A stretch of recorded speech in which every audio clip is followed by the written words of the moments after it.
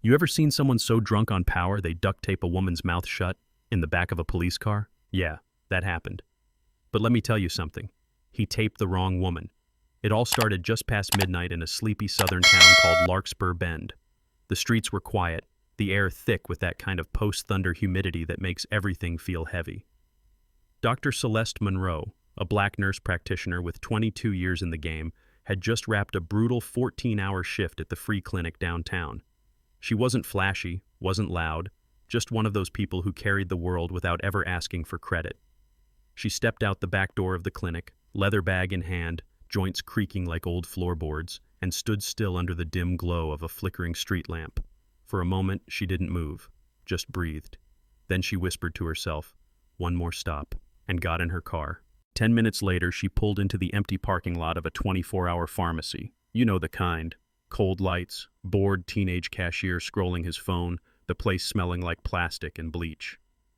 Celeste walked in calm and quiet, handed over her script and insurance card, gave the kid a polite smile. Nothing fancy, nothing loud, but something shifted. The boy squinted at the screen, mumbled something, and disappeared into the back. A minute later, out walks this woman, white, maybe mid-40s, clipboard clutched to her chest like a weapon. She scanned Celeste up and down like she was scanning barcodes, then leaned over the register, voice sugar slick but razor sharp underneath. "There seems to be an issue with your prescription tonight." Celeste blinked, not confused, not nervous, just tired. "I've picked this up here for years. What kind of issue?" "The insurance doesn't match," the woman replied, not quite meeting her eyes.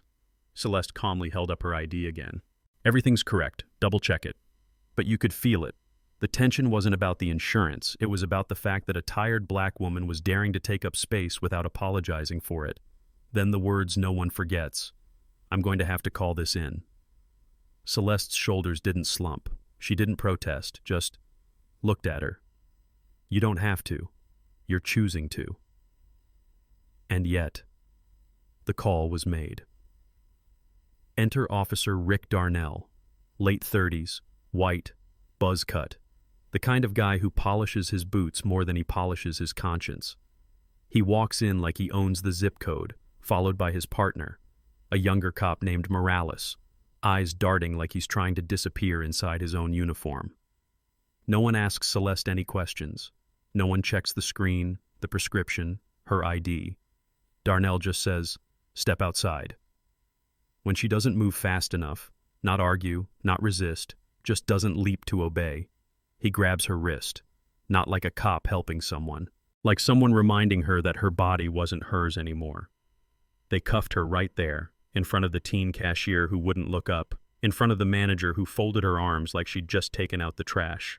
Then, and here's where it gets disgusting, in the back of the squad car, as Celeste calmly gave her name and occupation, Darnell sneered and said, "I don't care who you are. You people think you're untouchable." And just like that, he reached into his back seat, pulled out a roll of duct tape, and slapped it over her mouth. "Let me back up a sec." He duct taped her mouth shut for calmly stating her name. Morales didn't stop him, didn't even flinch, just stared at the dashboard like it held all the answers he didn't have the guts to ask for. But what Darnell didn't know is who she had on speed dial. See, Celeste didn't cry, didn't beg. She waited. And the second she was in that holding cell with access to a phone, she made one call. "Miriam," she said, her voice still steady through the receiver, "they booked me for prescription fraud." Now, Miriam Ellis wasn't just an old college friend. She was a senior legal investigator for the DOJ, the kind of woman who could dismantle a department before breakfast and still make her 9 a.m. Pilates class. By sunrise, Miriam was on site with 2 federal agents, files in hand, fire in her eyes. She walked into the precinct like she'd built it herself. And you know that energy shift? That sudden awareness in a room when people realize they're about to lose everything? Yeah. That. First thing she did, pulled the full pharmacy surveillance log. Next, the dispatch call. Then, and this is the part that made officers start sweating, the body cam footage. All of it. There it was, clear as day. Celeste handing over her ID, standing calmly, saying nothing that could be mistaken for aggression. There was no insurance mismatch, no fraud, just racial profiling, and a cop too drunk on power to see he was being recorded the whole time. Oh, and remember Morales? He never said a word, but that silence, it cost him too. Cynthia, the pharmacy manager, she had a history. Miriam found 3 other complaints from black customers filed over the last 6 months, all dismissed. Not anymore. By noon, news outlets had the story. Nurse duct taped in squad car. DOJ investigates local officers. Body cam footage sparks national outrage.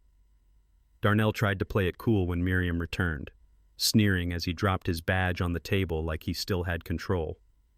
"You don't scare me," he muttered. But Miriam didn't even blink. She just replied, "I'm not here to scare you. I'm here to end your career." And that she did. Within hours, Internal Affairs launched a full audit. The pharmacy issued a public apology. The city's mayor, visibly shaken and overscripted, held a press conference full of buzzwords like reform and accountability. But everyone knew the only reason he stood there was because the whole country was watching now. And Celeste? She sat quietly near the back of the room during the hearing, posture straight, eyes clear. When it was her turn to speak, she stood slowly and said, "I didn't lie. I didn't fight. I didn't resist. And still, they tried to make me small, tried to turn me into a warning." She paused, just long enough to feel every gaze land on her. "But I'm not small, and neither are the rest of us." The room went quiet. The kind of silence that settles when truth walks in and refuses to leave. Later that evening, back on her porch with a chipped cup of tea in her hands, Celeste watched the sunset melt across the yard. Miriam sat beside her, flipping through case notes. Neither spoke for a while, just listening to the wind move through the trees. "You think it'll stick?" Celeste finally asked, her voice soft.